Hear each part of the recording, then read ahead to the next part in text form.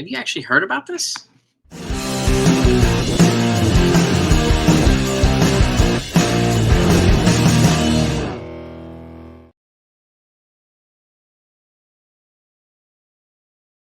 All doing well. So today's no baseball for the Yankees. They're off. Come back home. They get the St. Louis Cardinals for a set. Okay. Hopefully they'll take it to the Cardinals. But there's an article I wanted to talk to you about. And again, we talk about this a lot on the channel.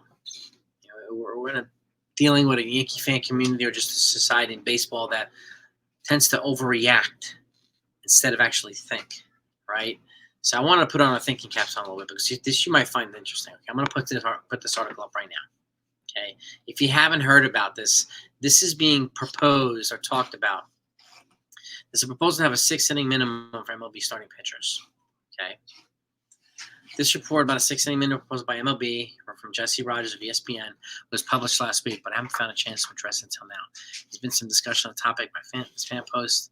I wanted to weigh in and bring it to the front page, so here goes. I'm going to chime in as we go along here, too, because I think you might, like a different perspective, and I'd love to know what your perspective is as well, okay? And I'm going to attach this article down below, too. So here's our report by Rogers, okay? The commissioner's office wants starting pitchers to spend more time on the mound, pitching deeper into games and less time on the operating room undergoing surgery on their arms. Baseball also wants more balance in a sport that has revolved around strikeouts in recent seasons. We're interested in increasing the amount of action in the game, restoring the prominence of the starting pitcher, and reducing the prevalence of pitching injuries. An MLB official told ESPN. There are a whole host of options in addressing these issues. There's a lot of questions that arise too, I think, and I want to ask them to you once we're done here. First of all, man, this is right below you. Okay, man, this is a bad idea. Yeah, to me, it begs a lot of questions or invites a lot of questions. So let me elaborate. This is a good idea to have fewer pitchers injured. How MLB thinks that by making them throw more innings, this would happen is a head scratcher. True. Also from Rogers, the primary goal of minimum innings rule would be to immediately restore the prestige of the starting pitcher. Fans would be able to tune into a game knowing that he would be on the mound for the majority of it. Okay. Also, true. Do fans really care about that? Are there really that many starting pitchers where this makes a difference whether they tune in or not? I know it doesn't for me. Never mind the fans actually at the game, who presumably are there to watch it regardless and don't suddenly leave because the starting pitcher has been taken out. I don't think this is a factor at all in modern baseball. It's not as if complete games have been a thing up until recently and suddenly disappeared. Complete games began to decline in the 80s and mostly been present for the last 20 years. My response is, so what? It's still baseball. It's a 9-inning game. Just approached differently. Okay. Now, I'm going to take this down. I want to know what your thoughts are here. Okay. And again, this to me is an interesting article. Okay. The questions I have, and I'm looking down on my notes because I want to make sure that I ask you the questions I want to ask. And again, this is why I ask folks, make sure you subscribe to this channel if you haven't done that yet. Hit the notifications because if you like regular baseball talk, whether it's Yankees or not, we love to talk about this. You like them at a higher level, we like to talk about that here too. We like to expand our thought process and our thinking, right? It elevates the content and elevates the conversation. And again, I say this a lot too. The more you know, the better conversations we can have, the better prepared we are to answer questions, and the less likely we are to overreact because of someone else's talking points or the popular topic or whatever, and the more likely we are to chime in with some perspective, okay, and make it better for everybody, okay? There's a time and a place for overreaction and trashing, and there's a time and a place for this, okay? I like to do this because it brings a hell of a lot more value. So, questions I have, okay, I'm just going to make some points here, okay? And again, yes, they want to have them pitch longer later in the games. I understand that, okay? But now, the first question I have, well, we have so many guys right now that have suffered injuries this year, Tommy John or whatnot, starting pitchers. Okay, and how did that happen to begin with? Is it because of this pitch clock going from 20 to 18 seconds? I mean, they were going from 30 to 20 last year, and then they cut it back again this year with the with the goal of shortening the games, right? Okay, I understand that, but Does that have a detrimental effect? Does that need to be looked into first, more deeply, before this idea is even considered? This is being floated around by MLB right now, this idea.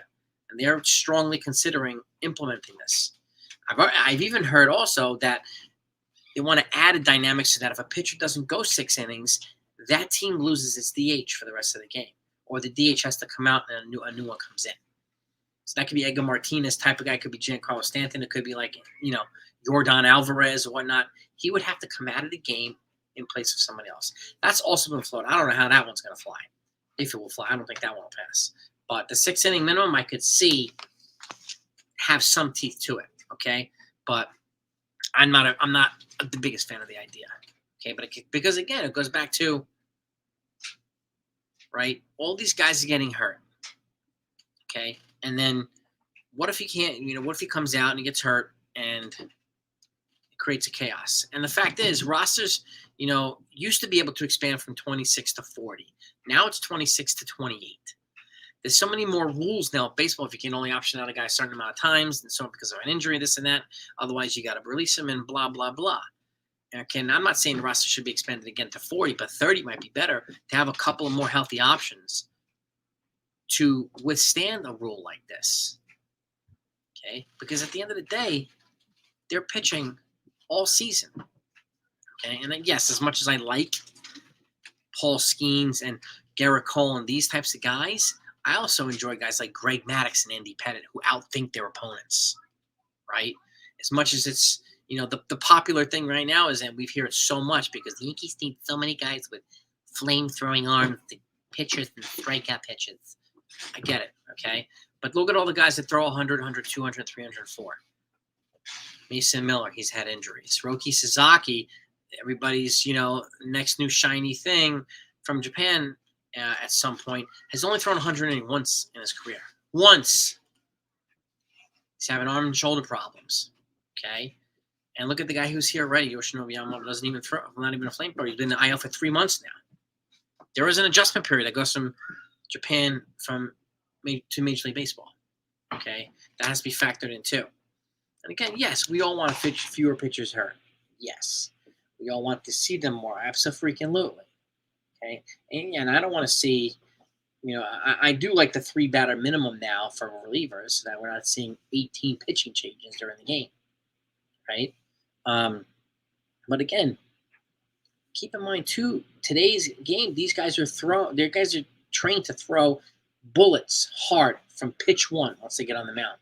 Because they are facing better athletes and more superior, hitters, right? So that's where this velocity is could be a dangerous thing. When you'd have guys before, I'll give you 2 examples. Fergie Jenkins and even Justin Verlander. These guys got better throughout the games.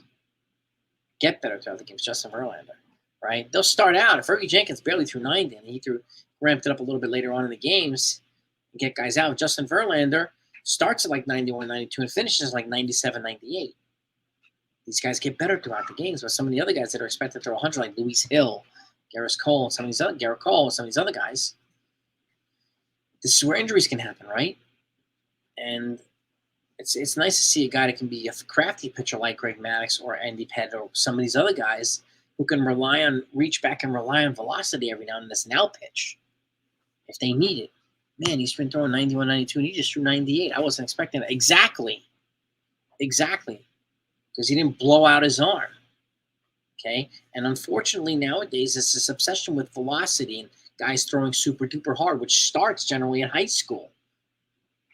That's one way to get to the pros sooner than later. That's also one reason why there's so many pitchers getting hurt. There's not many Nolan Ryans out there who can throw 20-plus years at 100 miles an hour and average 200-plus innings every season. How many guys are that like that? Randy Johnson, Roger Clemens. You can name them in one hand. Okay? Those are the exceptions to the rule. And there's one reliever now, Aroldis Chapman, who's pitching into his mid-30s. He can throw 105 with regularity, okay, without getting hurt.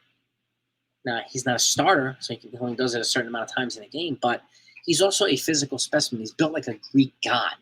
If you look at him, he's huge. And he's muscle-packed everywhere. Okay? I don't care the sweat. It's like a fiery breathing dragon. Unfortunately, he doesn't always find the plate, but when he does, you can't hit him at 105. You can't hit him. Okay? So, but that's the exception to the rule. Or you got the Mason Millers here, who also throws 104 right around that area, maybe even 105, but he's having injury problems. Might be healthy now, but he missed 3 months last year. And this is what happens when you have guys that are over reliant on throwing super hard. It's creating issues, right? So this is where I see the trouble in the 6-inning minimum, because they're going to have to transition from relying on throwing hard in the beginning to crafting their way into basically getting stronger towards the end of the game and relying and being able to rear back and use velocity to get out pitches, right, against far superior athletes now. Look at these guys now. Yeah, you had a lot of talented guys before. I mean, again, we're talking about the Ty Cobbs and Tim Williams and all this stuff, but these guys are freak athletes now. Okay? Freak athletes. And you have to be able to get these guys. Like, yeah, I don't want to be facing Yordan Alvarez in the 9th inning, right, with the bases loaded. No, hell no. Right? I don't want to be facing Aaron Judge with the bases loaded. No. With no outs, no, thank you. So this is what I'm talking about. Like, this rule, and again, you let me know what your thoughts are, okay? And read the article. I'm going to attach it down below for you. And I really want to know what your thoughts are. But this is seriously being floated around right now in baseball. And I could see some of the benefits to it. I would love to see the starters go deeper into games with more regularity, but it's going to be harder to do if they have to throw harder every time, right? And again, there's not many Pedro Martinez's in the world who was 117 pounds but threw hard as Bob Gibson, and he went headhunting. He would throw at 6'5" guys and not be afraid of them. Like, there's not many of those guys in the world. That's why he's in the freaking Hall of Fame, right? Randy Johnson, Hall of Fame. Nolan Ryan, Hall of Fame. These guys are the best of the best. So this one here is an interesting rule. I really want to know what your thoughts are. And again, maybe we'll go live and talk about this, because I'd like to have a discussion, maybe even a live panel about this. Maybe even have some other channels on, because I think it's an interesting topic to discuss. Is it even palatable? Is it even feasible? Right? I don't know, because they're going to have to change the way they approach the game, the pitchers. Just like the game has evolved over the last several decades in a lot of different ways. They're going to have to change the way they approach it. Period. So, I'll leave you with that. But I have one of the, what I'm talking about here on the top of the title, the game is toughen up. Yeah, I do think so. Okay, in terms of the game. Like, I want to give you one example. And again, and I'm going to tie it into lazy base running, right? And we've seen a lot of it in baseball.